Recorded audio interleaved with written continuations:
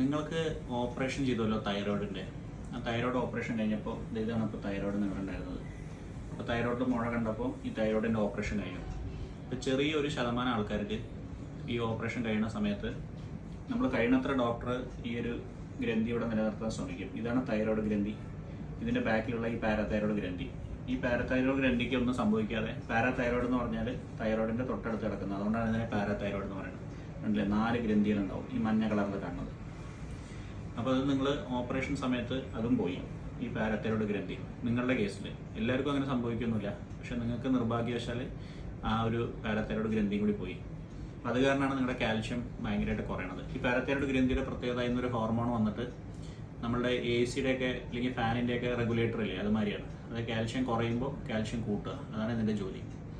Calcium കൂടാൻ തുടങ്ങിക്കഴിഞ്ഞാൽ cut off ആവും. അപ്പോൾ പിന്നെ വീണ്ടും കാൽഷ്യം നോർമലാവും. അപ്പോൾ ബ്ലഡിലുള്ള കാൽഷ്യത്തിൻ്റെ അളവാണ് ഞാൻ പറഞ്ഞത്, എല്ലിൻ്റെ ഒന്നുമല്ല, ബ്ലഡിലെ കാൽഷ്യം. അപ്പോൾ നിങ്ങൾക്കിപ്പോൾ കാൽഷ്യം ഭയങ്കര കുറഞ്ഞിട്ടാണ് ഈ കൈ ഇങ്ങനെ കൂടിപ്പോവുക, തരിപ്പ്, ഇങ്ങനത്തെ പ്രശ്നങ്ങളൊക്കെ വന്നിരിക്കുന്നത്. ഇത് മാത്രമൊന്നുമല്ല, അല്ലെങ്കിൽ സീരിയസ് ആയിട്ടുള്ള വേറെ പ്രശ്നങ്ങളുണ്ടാവും കാൽഷ്യം കുറഞ്ഞു കഴിഞ്ഞാൽ. ഇനിയിപ്പോൾ നമുക്ക് എന്താ ചെയ്യാൻ പറ്റുക? ഇതിപ്പോൾ നിങ്ങളുടെ മിക്കവാറും പെർമനൻ്റ് ആയിരിക്കും. അപ്പോൾ ജീവിതകാലം മുഴുവൻ കാൽഷ്യത്തിൻ്റെയും ഒരു പ്രത്യേക ഗുളികയും കഴിക്കേണ്ടി വരും. ഞാൻ എഴുതുന്ന ഗുളിക തന്നെ കഴിക്കണം, ഏതെങ്കിലും കാൽഷ്യം ഗുളിക കഴിച്ചാൽ പറ്റില്ല. അപ്പോൾ പിന്നെ പക്ഷേ എന്താ വെച്ചാൽ ഈ റെഗുലേഷൻ ഞാൻ പറഞ്ഞില്ലേ, AC ടെമ്പറേച്ചർ കട്ട് ഓഫ് ആവണം നേരത്തെ